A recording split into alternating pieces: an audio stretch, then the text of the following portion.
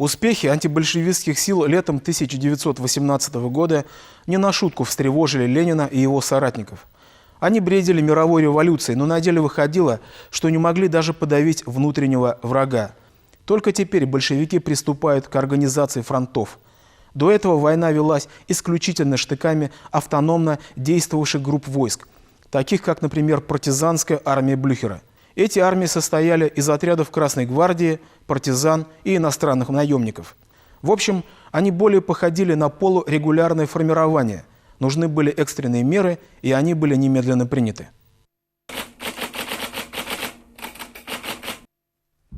Первым делом большевики объявили массовую мобилизацию, получив тем самым численное преимущество перед любой армией своих противников, состоявшей из волонтеров. Далее большевики вводят военный всеобуч. Все мужское население в возрасте от 18 до 40 лет должно было обучаться военному делу. А чтобы новые начинания ни у кого не вызывали сомнений, тем более протеста, в августе 1918 года вождь пролетариата пишет: «Провести массовый террор, сомнительных запереть в концентрационный лагерь». К осени того же года в лагерях содержится уже 35 тысяч человек. 2 сентября 1918 года в ЦИК издал постановление о превращении Советской России в военный лагерь. Создается Северный фронт против англичан, канадцев, австралийцев и датчан, засевших в Архангельске и Мурманске. Западный фронт против поляков, Южный фронт против казаков и добровольческой армии белых. Белое движение выступало на двух фронтах к осени 1918 года. На юге были сформированы вооруженные силы Юга России во главе с Деникиным, куда входила и Донская казачья армия, и кубанские казаки, но которые вели себя достаточно вяло. А самые основные боевые действия проходили на востоке. К этому времени боевой настрой чехословацкого корпуса, в общем-то, упал. Чехословаки перестали воевать и в массовом порядке покидали фронт, собираясь на вокзалах, пытаясь отправиться в Владивосток, чтобы воевать на Западном фронте. На Восточном фронте большевикам противостояла армия Комуча, казачьи и башкирские войска. Последние перед отправкой на фронт приносили присягу следующего содержания: «Клянусь именем Всевышнего Аллаха, за родину и народ мой, за народное правительство Федеративной России, буду служить, не щадя жизни своей. До последней возможности буду стараться ради спасения государства, родины своей и народа от оскорбляющих и позорящих их злодеев и бунтовщиков, а также ради защиты чести башкирских войск в глазах друзей и врагов. Для подкрепления своей присяги целую священную книгу, ниспосланную нам Аллахом».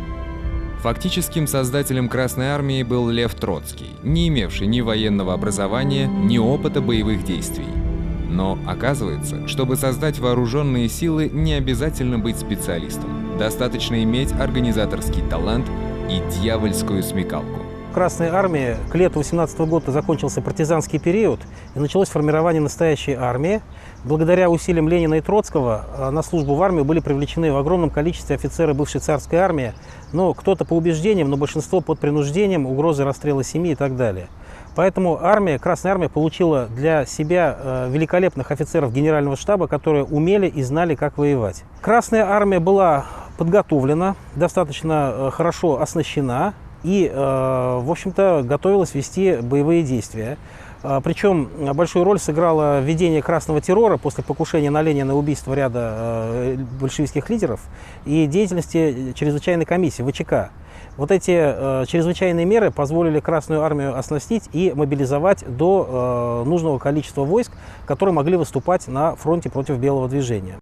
Конечно, не одни только большевики превращали свою Советскую Республику в военный лагерь. Буржуазно-демократические правительства Востока и Юга России также готовились к схватке. Все понимали, что летом 1918 года состоялась лишь первая проба сил, что впереди главный смертельный бой, а потому необходима консолидация всех антибольшевистских сил в один мощный кулак.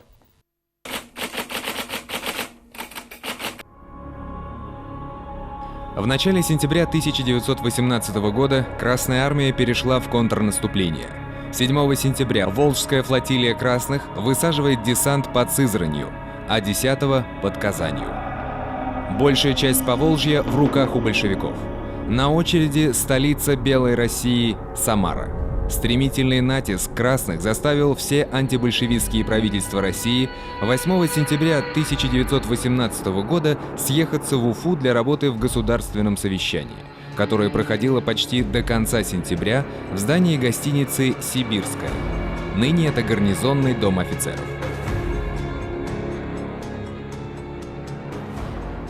На Уфимском государственном совещании были представлены прежде всего два крупнейших антибольшевистских правительства Востока России.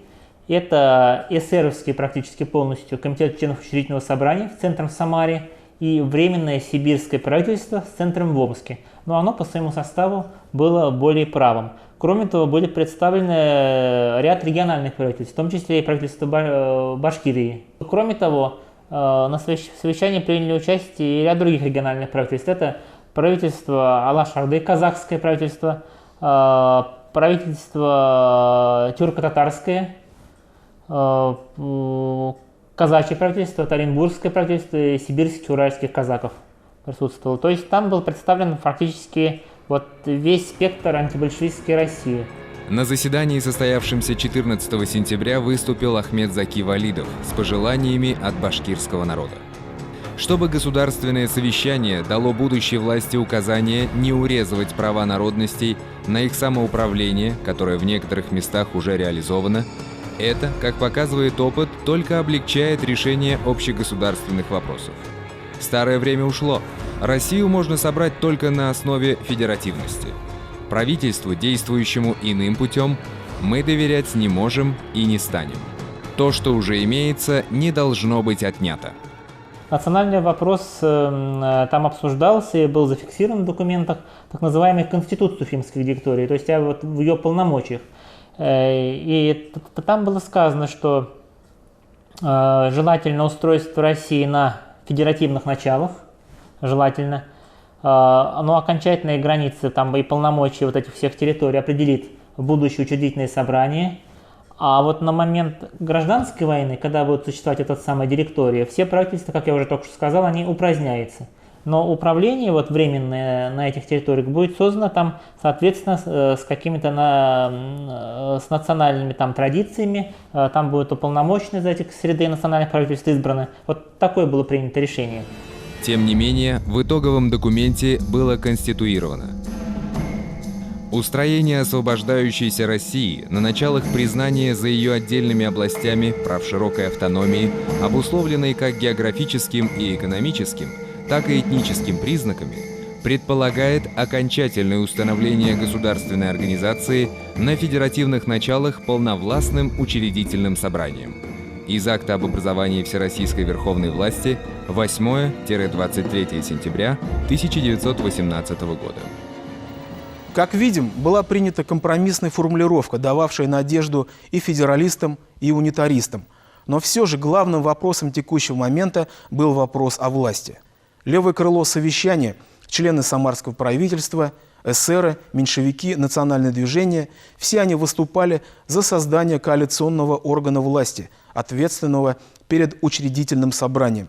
Правое крыло – члены сибирского правительства, кадеты-монархисты были за правительство абсолютно свободны в своих действиях, то есть за диктатуру. В итоге было образовано Временное всероссийское правительство, вошедшее в историю под названием Уфимской директории. Это было второе по счету Временное правительство, а Уфа почти на 2 месяца стала столицей Белой России. Акт об образовании Всероссийской Верховной власти. Государственное совещание в составе съезда членов Всероссийского учредительного собрания и уполномоченных на то представителей Комуч, Сибирского правительства, областного правительства Урала, казачьих войск, Башкирии, Алаш-Орды, Туркестана и Национального управления тюрко-татар внутренней России в единодушном стремлении к спасению страны, воссозданию ее единства и обеспечению ее независимости постановила вручить всю полноту верховной власти на всем пространстве государства российского Временному всероссийскому правительству в составе 5 человек: Авксентьева, Астрова, генерал-лейтенанта Болдырева, Вологодского и Чайковского. Наконец создали правительство, где были представлены все течения. Вот. Но проблема в том, что оно тоже оказалось нежизнеспособным. Были такие воспоминания одного из эсеров, когда вот выходили делегаты с вещами, они вот подсмеивались: да, мы создали правительство, создали, говорит, эсеровское правительство. Другие говорят: какое же эсеровское там, вот, и так далее. То есть каждая из сторон считала себя проигравшим, в чем парадокс. Вот.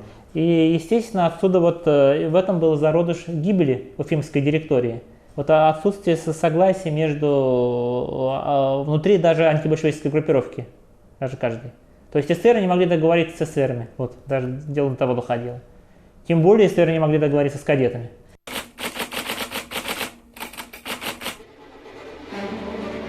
К концу сентября 1918 года закончилось формирование башкирского корпуса в составе Народной армии, как назывались вооруженные силы Временного всероссийского правительства. Командиром корпуса был назначен генерал-майор Хаджи Ахмед Ишбулатов. С завершением кампании по взятию Екатеринбурга башкирские части постепенно отводятся в тыл на переорганизацию и отдых. Это позволило башкирскому правительству пополнить поредевшие части новыми бойцами и развернуть новые полки. В итоге в сентябре 1918 года окончательно формируются 2 башкирские дивизии в составе 6 пехотных полков и 2 кавалерийских полков. Народная армия в лице генерала Галкина, как и было обещано ранее, санкционировала создание отдельного башкирского корпуса. То есть корпус подчинялся непосредственно башкирскому правительству, но в оперативном подчинении находился у Народной армии. Буквально через полмесяца после укомплектования прибывших частей новыми силами, некоторые из них были направлены на действующие фронты. В частности, пехотные части были направлены на Орский фронт. Пока в Уфе заседало государственное совещание, в завершающую фазу вступила осада казачьими войсками Орска, безуспешно длившаяся почти 3 месяца. Белое командование перебрасывает к ним на подмогу 1-й и 2-й башкирские пехотные полки. Башкирские части были брошены в самое пекло, то есть в лоб-лоб с красными войсками, а казачьи части были пущены по флангам. Соответственно, наибольшие потери были понесены именно башкирскими частями. 7-тысячный красногвардейский гарнизон Орска при этой вести решил пробиваться в Актюбинск. Но чтобы отступление осталось незамеченным, 3000-й отряд красных совершает демонстрацию в сторону Оренбурга. Красные достаточно часто применяли обманные, скажем, наступательные операции. Это было, например, под Уфой, когда Блюхер ложно предпринял атаку на столицу губернии, в то время как на самом деле они двинулись на север, то есть в сторону расположения 3-й Красной армии. Но и здесь, в общем, ситуация была примерно логичной.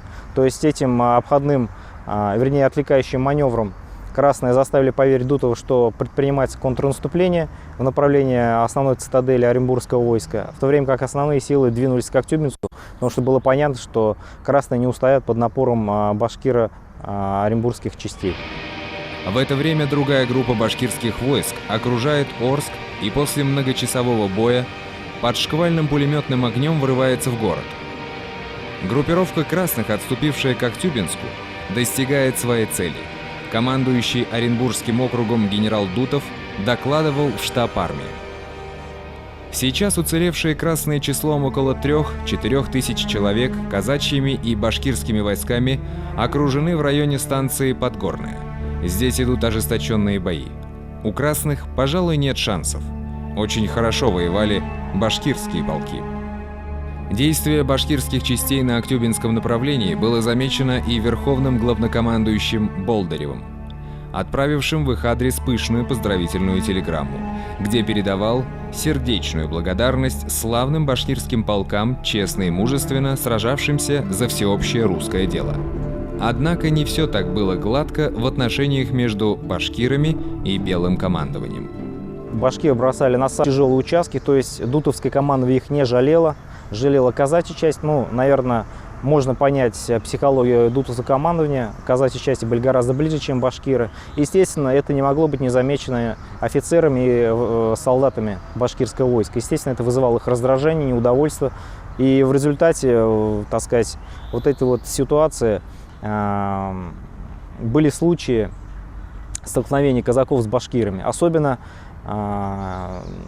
Скажем, это ярко проявилось на Бузулукском фронте, кстати, который образовался после падения Самары, где также башкиры стояли вместе с войсками Народной армии под командованием Бакича.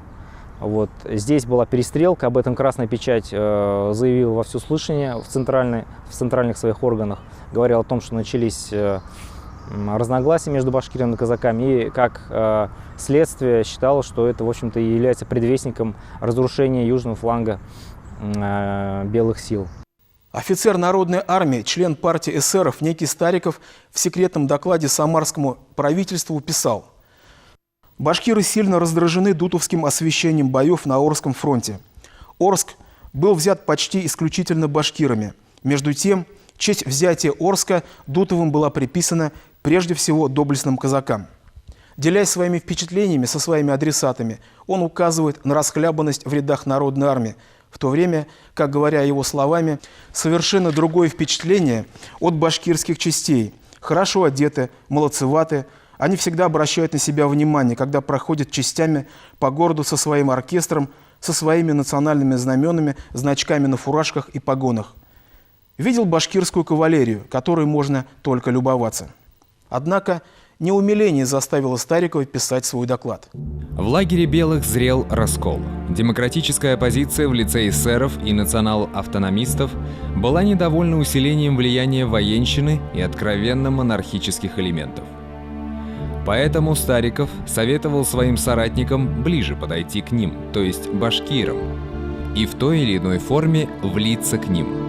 Очевидно, для того, чтобы опереться в деле защиты демократических завоеваний февральской революции.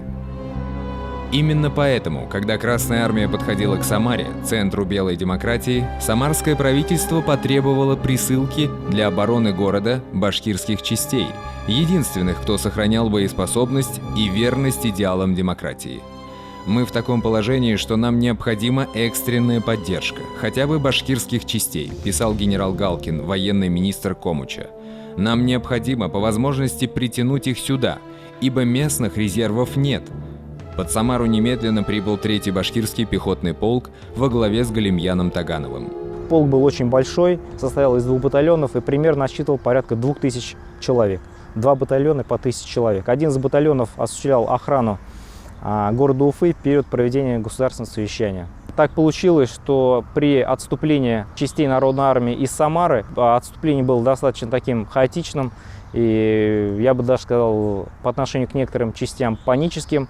Башкирский батальон, не получив поддержки со стороны соседних частей Народной армии, был полностью истреблен. Он занимался прикрытием отступления частей и, соответственно, выполнил боевую задачу, но был полностью уничтожен. 2-й батальон занимал позиции в районе Бугульмы в составе войск Капеля, известного военачальника Белой армии. И в конечном итоге, в общем-то, этот батальон 3-го башкирского полка под командованием Таганова так и остался в расположении объединенной группировки Капеля. И вместе с ним отступил сначала к Уфе, а затем за Урал.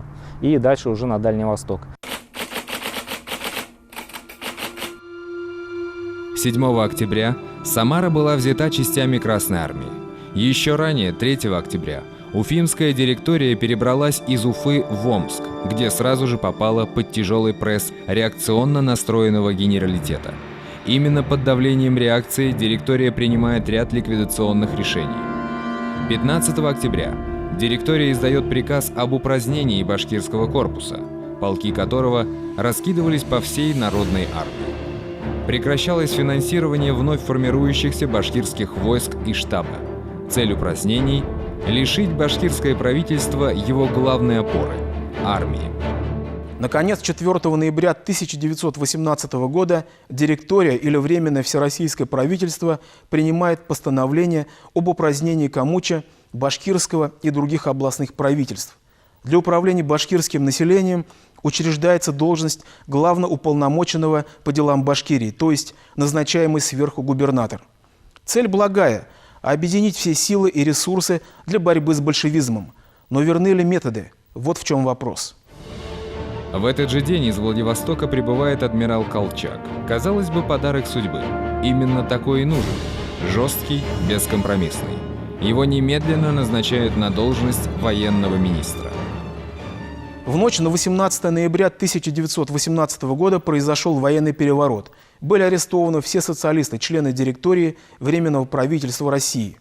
Мавр сделал свое дело, думали сибирские генералы, не понимая, что легитимное всероссийское правительство было единственным скрепляющим материалом для разношерстного белого движения. Военные, капиталисты, монархисты рукоплещут. Вот теперь Александр Васильевич наведет порядок и выметит большевиков поганой метлой. Но в патриотическом угаре не замечают одного – антибольшевистский фронт окончательно раскалывается на части. Колчака отказываются признавать сибирские партизаны, казаки атамана Семенова, крестьянство, не желающее служить кому бы то ни было, и, конечно же, рабочие.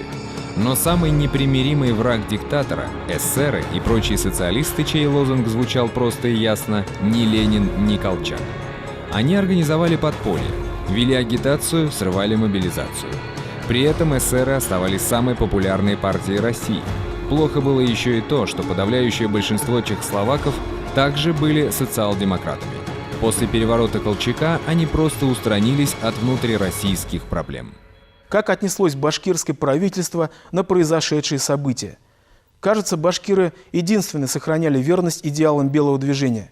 Валидов отбивает в Омск телеграмму. В тягчайшую минуту исторической жизни государства российского весь народ башкирский сознательно несет все свои силы и жизнь на алтарь Родины. Выражаем убеждение, что всероссийская верховная власть, которую поставила целью возродить свободную и великую Россию, не совершит ошибок прошлого и не оттолкнет от себя маленького народа, который бескорыстно и рыцарски идет добровольно в ряды борцов за недалекое будущее Родины. Но ошибки прошлого совершены все же были. Колчак полностью прекратил снабжение башкирской армии, полагая, что таким образом Валидов станет сговорчивее. Но верховный правитель России не учел одного.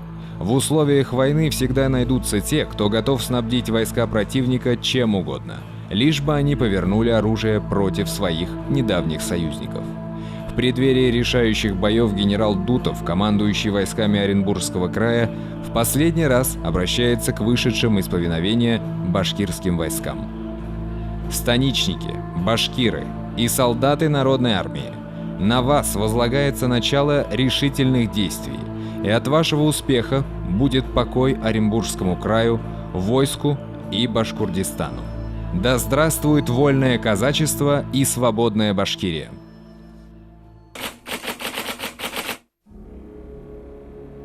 Башкирское правительство, конечно же, отказалось выполнять приказы Колчака и командующего Оренбургского округа генерала Дутова о прекращении своей деятельности. Упоминавшийся выше эсер Стариков пишет: «Башкиры заявили Дутову о своем определенном желании объединить все башкирские войсковые части в башкирский корпус. Отрицательный ответ Дутова вызвал сильное недовольство в рядах башкир, и они предупредили, что не будут ретиво сражаться, как это было до сих пор. О том, что башкиры начинают сильно беспокоить Дутова своими домоганиями, мне стало понятно особенно после того, как оренбургская контрразведка предложила мне взять на себя организацию контрразведки в Башкортостане». Реакция антибольшевистского лагеря на ликвидацию директории и введение военной диктатуры Колчака была различной. Торгово-промышленные круги воодушевленно встретили новый порядок. Генералитет, включая верховного главнокомандующего Болдырева, подчинился власти адмирала Колчака, надеясь на усиление армии. Оппозицию генералу возглавили лидеры упраздненного самарского правительства Камуч и часть казачества, атаманы уральских и оренбургских казаков Махин и Каргин, а также сибирский атаман Семенов. Комучевцы призвали все армейские части вооруженную борьбу против большевиков прекратить и все силы демократии направить против диктатуры Колчака. Так как свергнуть диктатуру Колчака в Сибири было делом почти безнадежным, было решено создать оплот демократии на Урале путем устранения командующего местными войсками генерала Дутова. Прошло несколько совещаний, главные из них произошли в Уфе. В Уфе в ноябре 1918 года они попытались сформулировать свою программу, однако, несмотря на то, что у них, так сказать, была поддержка в лице чехов. В общем, несмотря на это, Колчак сумел до них добраться. Большая часть участников этого совещания была арестована верными Колчаку частями, другие ушли в подполье. И только вот после этого достаточно такого решительного шага со стороны Колчака они принимают кардинальное решение прекратить борьбу против Красной Армии, против Советской Республики и обернуть все свои силы против диктатуры Колчака. Башкиры абсолютно поддержали их в этом решении. От башкир на этом совещании присутствовал Илья Салкин, это бывший руководитель Харби-Шуро, нам хорошо уже известный. И в ходе этих решений, в общем-то, одной из отправных точек должно было стать восстание в Оренбурге в начале декабря 1918 года, где стояли отошедшие из фронта башкирские части. Наконец, в ночь с 1 на 2 декабря 1918 года в здании Караван-сарая, резиденция штаба башкирского войска, состоялось совещание лидеров оппозиции, среди которых были от казахского правительства Алаш-Орда Чакаев, от Комуча Чайкин, от казачества Махин и Каргин, от башкир Валидов. Участники совещания планировали образовать единое правительство, соединяющее Малую Башкирию, Оренбургское и Уральское казачество, Казахстан. Башкирские полки, стоявшие в Оренбурге, должны были стать главной силой переворота. Но, к сожалению, Дутов узнал о готовящемся заговоре и скрылся под защиту верных частей в Оренбурге. В результате башкиры были вынуждены уйти из Оренбурга и перейти в село Ермолаево, где, в общем-то, приняли выжидательную позицию. Что касается эсеров-меньшевиков, то они были полностью, в общем-то, деморализованы и, в общем-то, в дальнейшем уже не смогли даже провести более-менее представительных совещаний, ибо их популярность и воздействие на вооруженные силы были уже минимизированы. Предложение Валидова об открытии немедленных военных действий против сторонников Дутова было отклонено Махиным, не желавшим проливать кровь казаков. Так, по высказыванию Валидова, долго вырабатывавшийся план рухнул за несколько часов. Кстати сказать, антидутовский заговор не стал поводом для полного разрыва между белыми и башкирами, которые еще 2,5 месяца продолжали сражаться против большевиков бок о бок с дутовцами. 5 декабря в Уфе собрались члены Комуча и представитель башкир Ильяс Алкин.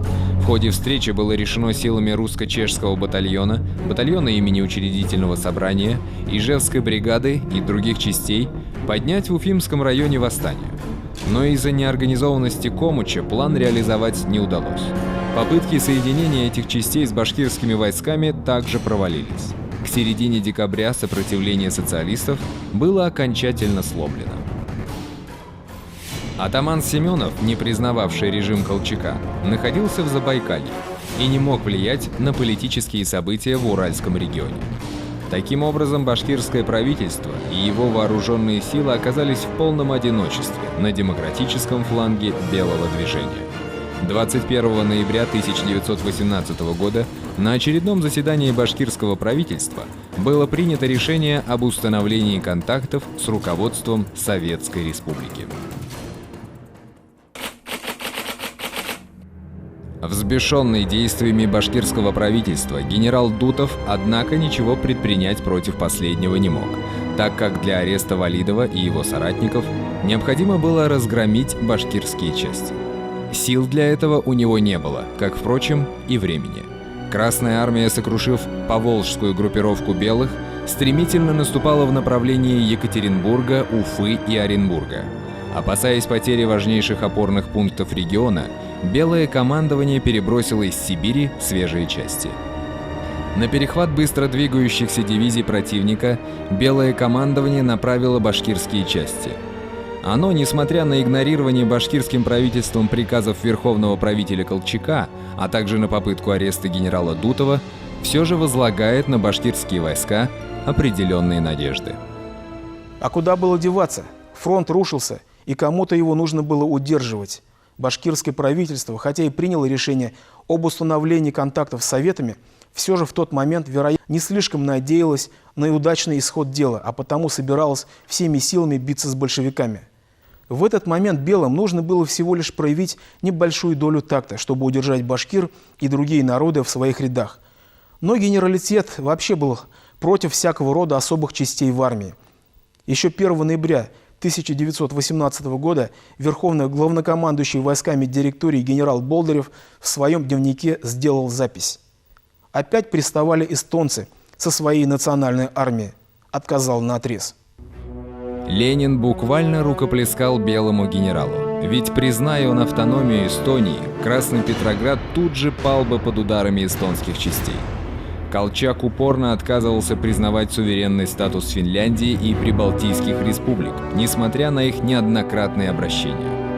Аналогичные позиции занимал командующий вооруженными силами Юга России генерал Деникин, который категорично отвергал любые попытки народов Кавказа добиться создания собственных республик. Английский советолог Эдвард Карр писал: «Генералы, воспитанные при царях в панроссийских традициях, отвергали какие-либо уступки угнетенным нациям. И в пограничных областях, где преобладали нерусские элементы и где шли решающие бои гражданской войны, этот фактор сильно способствовал победе советской власти». Словом, к решающему моменту борьбы антибольшевистский фронт подошел заметно ослабленным. От белых сначала откололось их демократическое крыло, а затем национальное движение народов России.